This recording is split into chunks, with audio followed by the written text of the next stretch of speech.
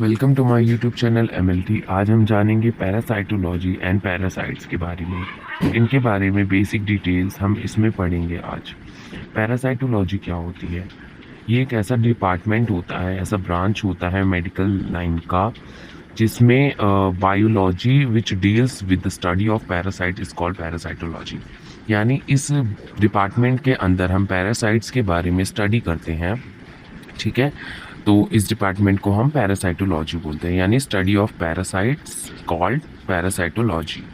Actually जो parasitology होता है, इसमें हम देखते हैं जो पैरासाइट्स होता है और जो होस्ट होता है उसके बीच में क्या इंटरेक्शन होता है, किस तरीके से ये डिसीज़ कॉज करता है, ये सारी चीज़ें हम देखते हैं पैरासाइटोलॉजी के अंदर। जो पैरासाइटोलॉजिस्ट होते हैं, यानी कि जो पैरासाइट की जो स्टडी करते हैं, उनको देखते हैं, ये सब करने वाले जो होते हैं, इसके एक्सपर्ट्स वो पैरासाइटोलॉजिस्ट होते हैं। इनका बेसिकली काम क्या होता है, ये क्या करते हैं, कॉन्सेंट्रेट करते हैं यूकैरियोटिक पैरासाइट्स पे। ज़्यादातर ये क्या करते हैं, यूकैरियोटिक पैरासाइट्स की स्टडी करते हैं। ठीक है, ज़्यादातर जैसे कि लाइज हो गया, माइट्स हो गया, protozoa and worms with prokaryotic parasites. यानी कि जो यूकैरियोटिक के साथ साथ प्रोकैरियोटिक पैरासाइट्स के अंदर जो लाइज, माइट्स, प्रोटोजोआ, ये सारी चीज़ें प्रेजेंट होती हैं, उनके बारे में स्टडी करते हैं। और जो अदर इन्फेक्शन एजेंट होते हैं वो अलग डिपार्टमेंट में उसकी स्टडी की जाती है, जैसे बैक्टीरिया की बैक्टीरियोलॉजी, माइक्रोबायोलॉजी और वायरस की वायरोलॉजी में। पैरासाइटोलॉजी बेसिकली पैरासाइट की स्टडी करने के लिए ही ये डिपार्टमेंट बना है। नेक्स्ट है पैरासाइट। हमने पढ़ा पैरासाइटोलॉजी के बारे में, अब पढ़ेंगे हम पैरासाइट के बारे में। पैरासाइट होता क्या है? Parasite an organism that live at the expense of another organisms the host.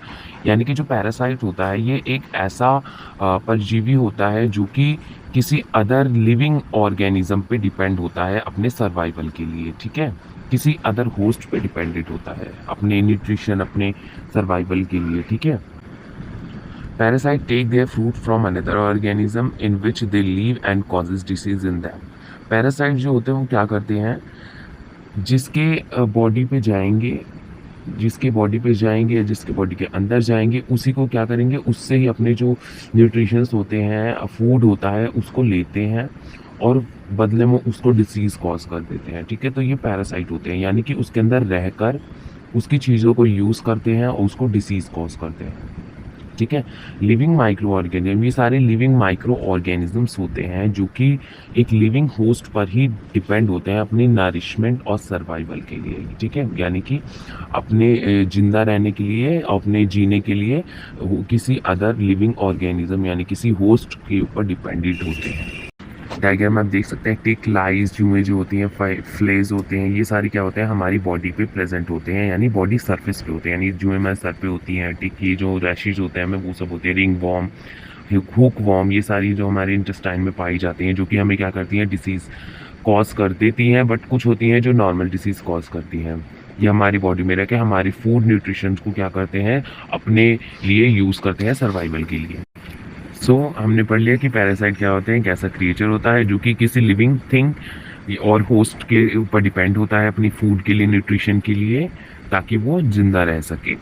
जैसे मच्छर होता है, वो भी क्या करता है, दूसरों को काटता है तो उसी से अपने न्यूट्रिशंस लेता है, तो उसी पे जिंदा रहता है। ठीक है, सम पैरासाइट्स मेक पीपल सिक। कुछ पैरासाइट ऐसे होते हैं जो पीपल को क्या कर सकते हैं, लोग को बुखार ला सकते हैं। ठीक है, ऐसे पैरासाइट्स होते हैं। पैरासाइट जो होते हैं डिपेंड होते हैं होस्ट पर अपने खाने के लिए। ठीक है, और ये क्या होते हैं, जैसे कि एग्जांपल में हम ले लेते हैं मलेरिया। मलेरिया जो होता है ये एक पैरासाइट के काटने से ही होता है। ठीक है, यानी कि जो मॉस्किटो होता है वो भी एक पैरासाइट है जिसके काटने से मलेरिया हो जाता है। वो अपनी न्यूट्रिशंस लेता है और क्या करता है, ये बदले में उसको डिसीज़ कॉज कर देता है। Parasite can harm there host. जो पैरासाइट्स होते हैं ये हमारे जिनसे भी अपने फूड या जिनके अंदर रहते हैं उनको क्या करते हैं, हार्म करते हैं, डिसीज़ कॉज कर देते हैं। कुछ पैरासाइट जो होते हैं वो क्या होते हैं, कुछ पैरासाइट, कुछ यानी सभी जो होते हैं पैरासाइट ज़्यादातर क्या करते हैं, जो होस्ट होता है यानी जिनसे वो अपने न्यूट्रिशंस को, फूड को लेता है, उनको क्या कर देता है, ये खुद तो स्ट्रेंथ उसके अंदर आ जाती है और जो होस्ट होता है उसको क्या करते हैं, वीक कर देते हैं। ठीक है, उसको वीक कर देते हैं, उसे डिसीज़ दे देते हैं। कुछ टाइप ऑफ पैरासाइट्स होते हैं जो, जैसे कि प्रोटोजोआ, ठीक है, पैरासाइट्स के पार्ट्स हैं, प्रोटोज़ोआ और हेलमिन्थ्स होते हैं।